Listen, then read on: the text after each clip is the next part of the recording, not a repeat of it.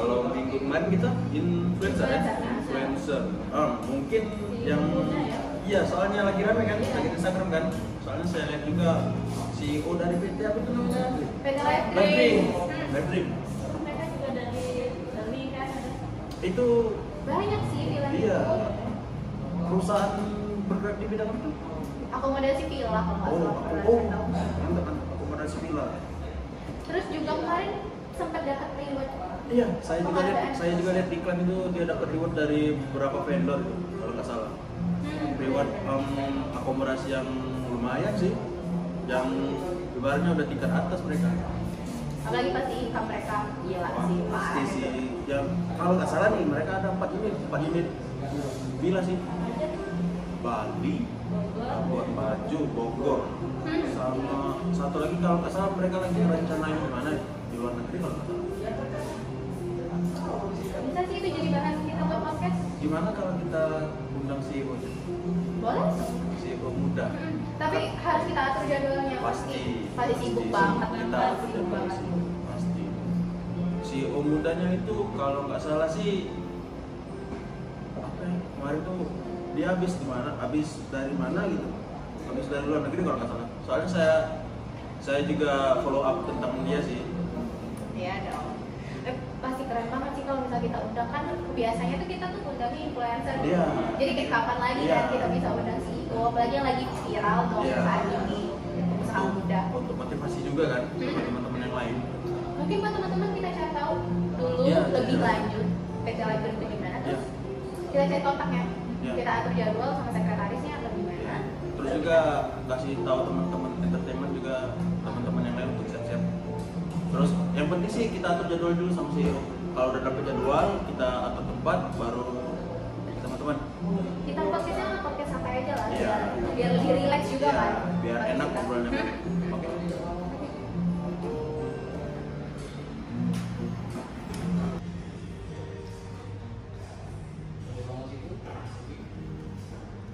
Oke guys, balik lagi sama saya Aldi Saputra selaku host dari podcast hari ini. Di sini kita sudah kedatangan Pak Asri selaku dari CEO PT Live Dream. Halo Pak, apa kabar? Alhamdulillah baik Pak. Wah, podcast kita hari ini kita kedatangan seorang CEO muda nih yang kita tahu sendiri PT Live Dream merupakan PT perusahaan properti yang ada di Indonesia saat ini.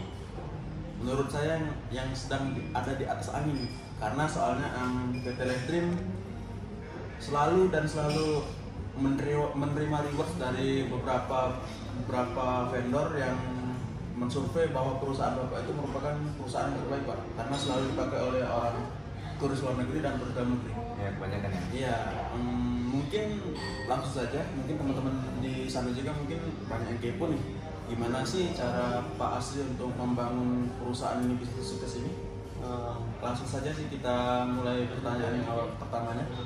Gimana sih Pak cara Bapak bisa membangun perusahaan ini yang pasti kita tahu pasti setiap pengusaha dari awal pasti selalu memiliki kesulitan Pak. Pasti coba dong bagi tips ke teman-teman gimana cara membangun perusahaan Bapak. Untuk perusahaan PT saya ini, perusahaan ini sendiri saya bangun sejak tahun 2010 dan perusahaan ini juga tentunya ide-ide saya sendiri.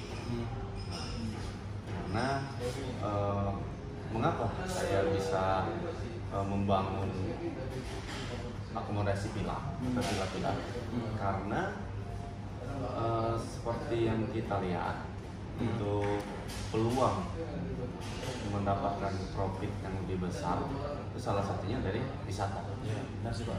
Karena kita kan merupakan banyak turis-turis luar negeri ya.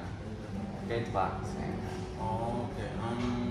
Berarti 2010 Pak ya? Pak? 2010 awal merintis. 12 tahun Pak ya? 12 tahun. Juga Pak, 12 tahun. Iya. Yang membuat Bapak tertarik untuk membangun bisnisnya apa sih? Seperti yang saya bilang tadi Pak, kita Indonesia ini kan penuh dengan wisata seperti contohnya Labuan Bajo, Bali. Kan itu sayang kan ada chance untuk membangun villa dan mendapatkan peluang di sana kan nggak mudah. Jadi di sana juga ada teman, jadi ya relasi lah, relasi ya. Berarti relasi juga sangat berpengaruh. Iya benar. Itu kan perusahaan Petrobras ini seperti yang saya tahu itu memiliki beberapa villa di beberapa tempat di Indonesia, Pak ya. Itu kan pasti membutuhkan SDM yang sangat lumayan sih mungkin kan. Iya. Gimana sih Pak kontribusi SDM itu? Kontribusinya saya mempunyai tim yang cukup untuk sejauh ini pasti memuaskan ya kinerjanya. Seperti yang kita ketahui kan pengaruh SDM dalam perusahaan itu efisien kan untuk mencapai tujuan suatu organisasi atau perusahaan. Dan karyawan juga sendiri kan menjadi lebih keras dalam bekerja dan berusaha mencapai tingkat prestasi yang mereka minta. Nah, seperti itu juga kami juga tim juga untuk selama ini mereka mempunyai pengalaman sendiri dalam bidang bidangnya. Jadi udah berpengalaman semua untuk menjalani perusahaan Bapak. Iya. Gitu, Pak ya. Jadi nggak begitu sulit juga gitu Pak. Berarti sangat berpengaruh ya. Berpengaruh. Sumber daya manusia berpengaruh. Seberpengaruh apa sih Pak untuk perkembangan Bapak SDM ini Pak? Kalau berpengaruh, sangat berpengaruh sih Pak SDM. Sangat berpengaruh. Soalnya kan mereka yang menjalani Pak. Iya, mereka yang menjalani, mereka yang handle gitu kan Pak. Kalau gitu berarti Pak ya SDM itu sangat berpengaruh Pak. Iya. Bagaimana sih? Mereka kan semangat semua tuh Pak. Iya. Cara memotivasi SDM itu gimana sih Pak?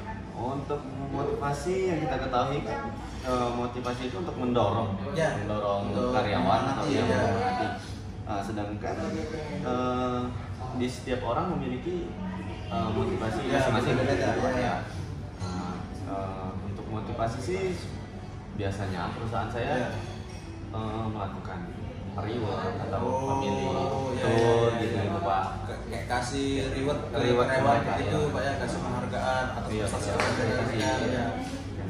Capai. Berarti Bapak sering liburan ke sering lumayan sama tim work. Nah, seperti yang kita tahu nih Pak, Bapak kan dari 2010 dari perusahaan, dan yang kita tahu juga nih 2019 kemarin kan kita pandemi. Seberpengaruh gimana sih pandemi dengan perusahaan Bapak? Apakah sangat berpengaruh? Pas memasuki masa pandemi di awal-awal masih it's okay lah ya Pak. Seperti yang kita kan pandemi naik kan itu kan semuanya kalangan sih kalangan perusahaan terdampak pasti. Apakah berdampak itu kepada Bapak? Pandemi sangat berpengaruh Pak. Sangat ya. Soalnya kan memang seperti yang kita tahu kan itu kan pariwisata ya. Iya, pariwisata tempat penginapan gitu kan ya.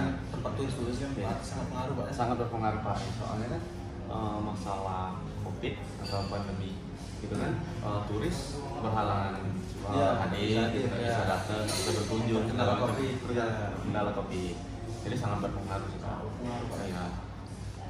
Berarti mungkin teman-teman lain juga mungkin penasaran nih, berapa sih profit yang Bapak hasilkan dari perusahaan Bapak nih? Untuk tapi setelah pandemi kemarin udah lancar ya kan? Iya, Pak. Kira-kira berapa sih profit dari 2010 sampai bisa kebangun beberapa tempat di Labuan Bajo, di Bali, di Bogor? Income-nya sendiri ini kita spill sedikit karena nggak enak lah. Mungkin teman-teman perusahaan kan penasaran. Untuk motivasi mereka juga.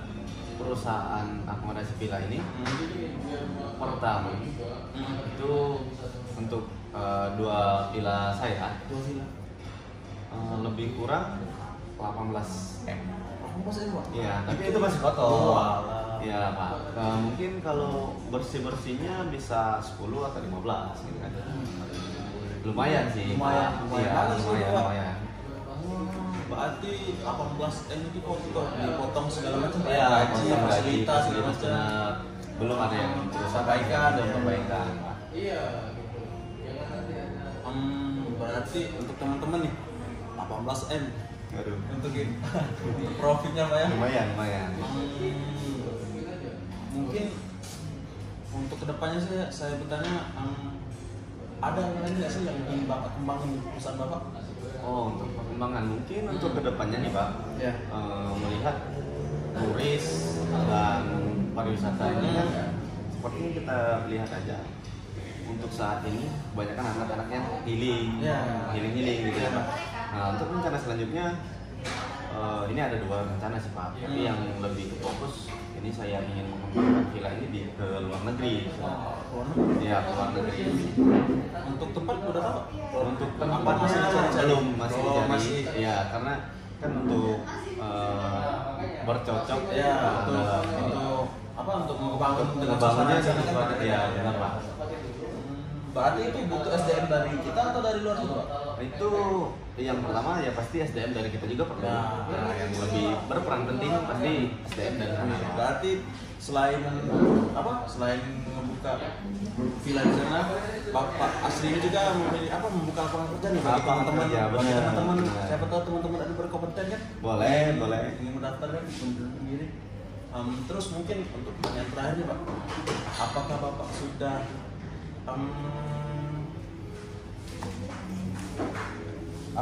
sudah puas dengan perusahaan Bapak untuk sejauh ini? So far sih sangat puas karena dengan teamwork yang saya punya, mereka berkompeten dalam bidangnya.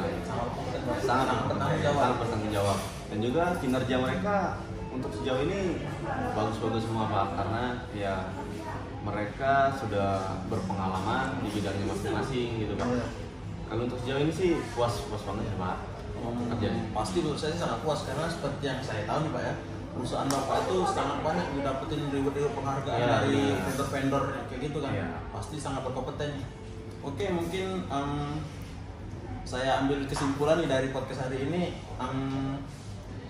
usaha muda nih Pak Asri nih, udah punya perusahaan, udah buka lapangan kerja banyak nih, mungkin bisa jadi motivasi untuk teman-teman yang ingin mulai merintis karir sama Pak Asri. Soalnya kan Pak Asri ini dari awal sampai sekarang kan yang pastinya nggak mudah-mudah Pak ya? Nggak mudah Pak. Ya pastinya banyak rintangan. Pasti. Mungkin itu saja untuk podcast hari ini. Mungkin untuk teman-teman bagi yang ingin ikutin jejak karir Pak Asri mungkin bisa langsung boleh hubungin Pak Asri bisa. untuk sharing-sharing gimana cara ngejalanin bisnisnya. Ya, bisa ngopi bareng juga bisa. Boleh. Oke, mungkin itu saja podcast hari ini. Terima kasih Pak Asri sudah bisa nyempetin waktu nih datang ke podcast kita. Oke, teman-teman itu saja. Saya akhiri. Assalamualaikum warahmatullahi wabarakatuh. Bahan podcast. Mungkin kalian bisa cari hubungi apa? Kontak personnya udah ada kan? Kalau Jangan hubungi kali ya manajernya ya sekretaris. Mana saya tahu lah. Ya udah. Oke guys, anjing